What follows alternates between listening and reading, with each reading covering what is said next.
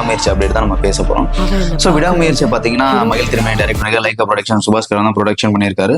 So அந்த ப்ரொடியூஸ்ல பார்த்தீங்கன்னா படத்தோட பட்ஜெட் வந்து ஒரு 250 கோடிக்கு பிளான் பண்ணிருக்காங்க. அது அப்படியே டிராவல் பண்ணி ஒரு 400 கோடிக்கு போயிடுச்சு.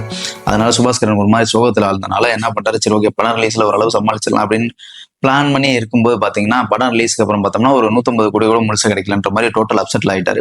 ஸோ இதெல்லாம் படத்துக்கு அப்புறம் தான், ரிலீஸ்க்கு அப்புறம் தான். அதுக்கு முன்னாடி படம் ரிலீஸுக்கு முன்னாடி என்ன பண்ணாங்கன்னா தேட்டர் எங்கேயுமே கிடைக்கல அப்படிங்கிறப்ப சுபாஸ்கரனும் chief officer Lyca chief officer தமிழ்குமாரனும் 2 பேரும் ரெட் ஜெயின் மூவிட்ட போய் பேசியிருக்காங்க.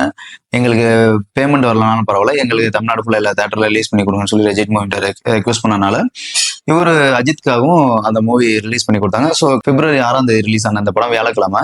ஸோ ஆனால் அதுக்கு அடுத்து பார்த்தீங்கன்னா சனிக்கிழமை தேட்டர்ல காத்து வாங்கிருச்சு அப்படின்னே சொல்லலாம். ஏன்னா மக்கள் மனசுலையும் சரி ரசிகர்கள் மனசுலையும் சரி ரொம்ப ஆரவாரமா எதிர்பார்த்த ஒரு படம். ஆனால் ரொம்ப பெருசா இல்லாமல் சின்னதாக ஒரு லவ் ஸ்டோரி, ஒரு லவ்வுக்காக நடந்த ஒரு ஃபைட் சீக்வன்ஸ் அப்படின்ற மாதிரி கொண்டு போயிட்டாங்க. ரொம்ப பெருசா இல்லாமல் ஃபேமிலி ஆடியன்ஸ்க்கு ஒரு ரிலேட்டடாக கொண்டு போய் படத்தை முடிச்சிட்டாங்க. அப்படின்றதுனால அஜித் டமால் டுமில் தடா திடீர்னு எல்லாம் எதிர்பார்த்த ரொம்ப ஆக்ஷன் பிளாக்லாம் எதிர்பார்த்த ரசிகர்களுக்கு ரொம்ப மிகப்பெரிய ஏமாற்றம் தான் சொல்லலாம். அதனால லைக்கா ப்ரொடக்ஷன் சுபாஸ்கரனுக்குமே ஒரு பெரிய ஏமாற்றம்.